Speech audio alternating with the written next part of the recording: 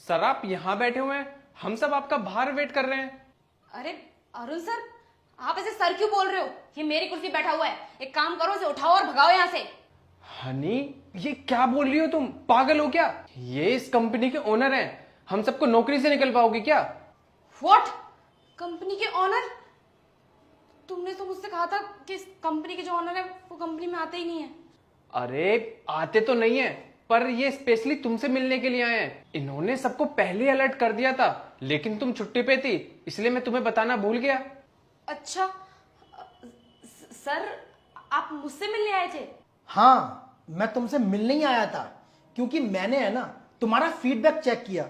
तुम हमारी कंपनी में है ना काफी अच्छा काम करती हो, इसलिए मैंने सोचा कि जाके एक बार तुमसे मिल लूं और तुम्हारा प्रमोशन कर दूं। लेकिन यहां आकर देखा तो तुम्हारा तो बात करने का तरीका ही अलग है।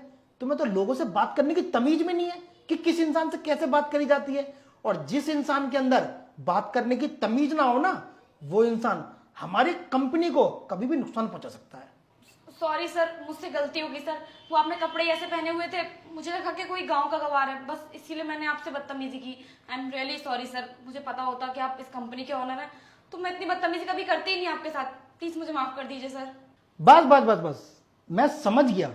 तुम इंसान के कपड़ों को देखकर उसको जज करते हो, लेकिन ये चीज बहुत गलत है।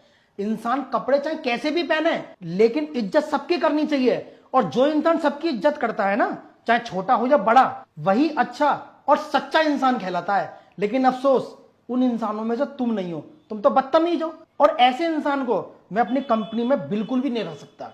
इसलिए तुम यहां से जा सकती हो और कल से आने की कोई जरूरत नहीं है। मैं अपनी कंपनी में किसी दूसरे को हायर कर लूंगा। सर प्लीज मुझे इस कंपनी से बाहर मत निकालिए सर। मैं इस कंपनी के लिए बहुत अच्छा काम करती हूँ। मैं आपके आगे हाथ जोड़ती हूँ सर, प्लीज मुझे मत निकालिए। सर प्लीज आप इनको कंपनी से बाहर मत निकालिए, ये बहुत अच्छा काम करती हैं।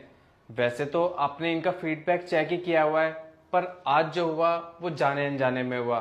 सर मैं आपके फैसले के खिलाफ तो नहीं जा सकता, पर फिर भी मैं आपसे रिक्वेस्ट करता हूँ, इन्हें माफ कर दीजिए सर। माफी वाले अगर काम किए होते ना इन्होंने, तो मैं इनको जरूर माफ कर देता। लेकिन इन्होंने मेरे साथ बदतमीजी करी है, और बदतमीज इंसान की इस कंपनी में कोई जरूरत नहीं है।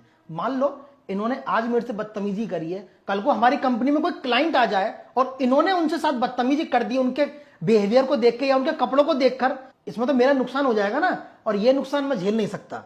हनी जी, आपको पता है मैं यहाँ क्यों आया था? मैं यहाँ इसलिए आया था ताकि आपको इंटरनेशनल कंपनी में एक मैनेजर की पोस्ट दिलवा सकूं। लेकिन तुम्हारे बिहेवियर को देखकर है ना, मुझे ऐसा लगता है तुम इंटरनेशनल तो छोड़ो, तुम मेरी कंपनी में काम करने लायक नहीं हो। So please get out.